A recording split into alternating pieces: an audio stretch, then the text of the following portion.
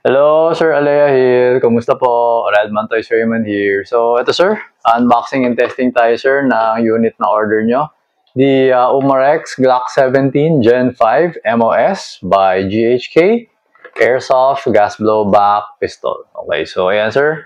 Meron siya sticker, Cerakote. Okay. So, ito yung coating nung aluminum alloy slide sa kanong outer barrel, if I'm not mistaken. Okay. So, ayan sir. Okay. So, let's open the box. Okay. Yeah. Medyo masikip. So, ayan sir. Ang unit. Okay. So, ito yung unit. And what's in the box is the 4 pieces mounts for the optics. Okay. So, 4 pieces optic plates. Yun. Okay. Meron siyang tools, no, wrench, para patanggal dun sa screw, tsaka pang-adjust ng hub.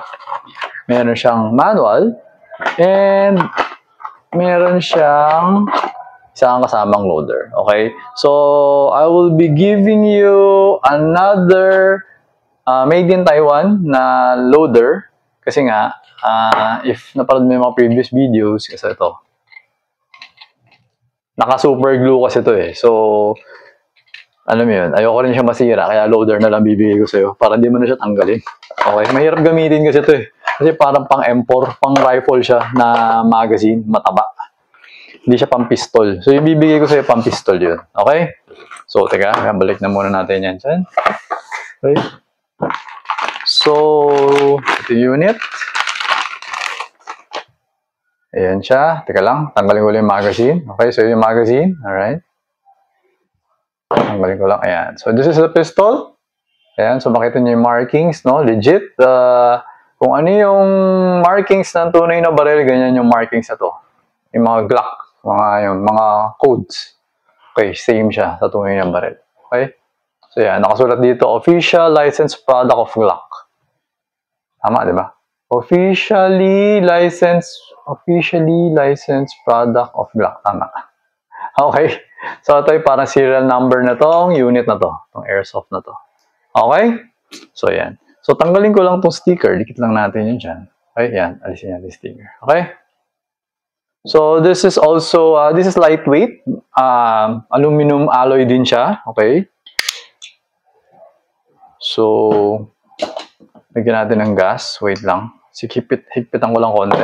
Ayan. Okay? Yan. Okay? So, if ever kasi yung bibigay ko sa inyo, ganito yung adapter niya. Ito kasi pang-pistol eh. Okay? So, meron siyang technique. So, para meron siyang certain angle.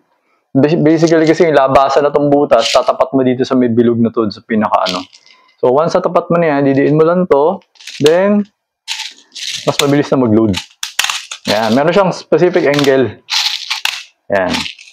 So, hanapin mo lang yung angle na yun. Mas mabilis na magpasok. Hindi siya ano eh.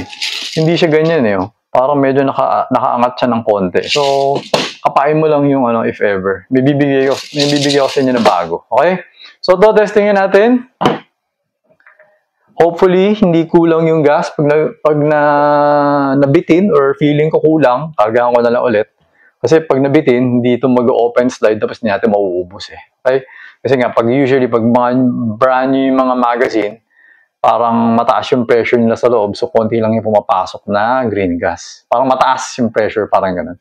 Okay? So always remember to keep your trigger finger out. Make sure that the muzzle is always pointed at a safe direction. Okay? So, inserting the magazine. Tapos, yan, kusa natin. Okay? So, ito, ang ating chrono is 00. Right? Test firing. Tigas. Wait, isa pa. Okay, 298.8. Medyo matigas yung trigger niya. Okay, 292.3. Okay, so yung FPS niya, nasa 300 lang or 292, pero yung blowback na malakas naman. If you want na mas tumaas pa yung FPS niya, and dumakas pa yung blowback niya, gamit lang kayo nung number 14 na gas, nung high power gas, or yung power up na gas. Yung ganitong gas. Yun. It will increase the FPS, yung flight nung paglabas ng BB mas malakas, tapos yung blowback na mas malakas din. Yun lang. Okay. And may posibilidad na maging mas matigas yung trigger. Ganun siya. Okay. So, ayan. 285.5.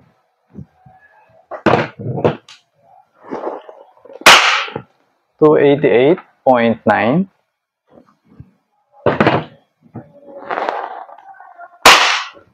273. Okay.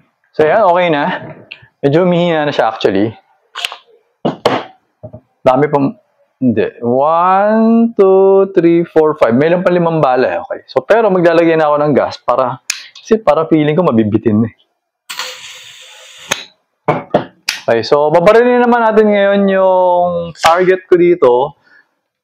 Nasa 2.5 meters away from me. Okay. So, medyo malapit lang siya. 2.5 meters na siya. Pero yung size ng target ko is 2 inches. Okay? Yan. So, check ko lang kung matatamaan ko ba or nasa loob ba siya. Kasi nga, dapat kasi matamaan ko naman yan. Kasi nga, pag yung mga ganitong pistol, quality, diretso naman to eh. Okay? Pero pag yung mga China, ewan ko lang. Kasi dati may nabili ako China. 4 inches na yung target ko, hindi ko po matamaan. Okay, so ito. Okay, sa pull. Sa pull. Sa pull. Gitna. Gitna. Okay? So, 5 shots inside the 2 inches diameter target at a distance of 2.5 meters. Okay? So, the BB that we're using is 0.20 grams BB. Okay? So, and the green gas that we use is this one. Okay? So, may factor yung mga... If you watch other vlogs, may factor yung bigat ng BB. Kasi mas diretso kapag mas mabigat yung BB. Lalo na kung malakas yung pressure, yung gas. Kailangan mas mabigat. Kasi gumaganon siya pag lumalabas siya. Kapag malakas yung pressure, kaya kailangan medyo mabigat yung bala para mas diretso. Okay? So, ayan sir. Ito niya nag-opening slide. So, we're going to remove the magazine kasi wala na siyang bala. Okay? So, hilain natin, no? Avoid yung using this one. Pag gano'n, wag na. Para hindi maupod yung slide, yung kanal. Kasi makakayod kasi. So, darating yung time, hindi na siya magaganyan. Kumbaga, kailangan mo na i-modify, parang kikikilin mo pa. Eh, hindi na siya original, di ba? So, mas maganda na hilain mo na lang yung slide. Kasi yung, ito naman, spring-loaded. So, automatic siya bababa. Okay? So, ganun. So, after nyan, hammer down. And, okay na to. Okay? So, ayun sir, okay na tong unit mo. So, I'm going to pack it na kasama nung order mo na gas and BB and loader. And kasama yung free na additional loader. Okay? So, ayun sir, thank you for your order. Until next transaction po, always remember to stay safe, stay great, be good, and be thankful always. God bless po sir. Bye-bye.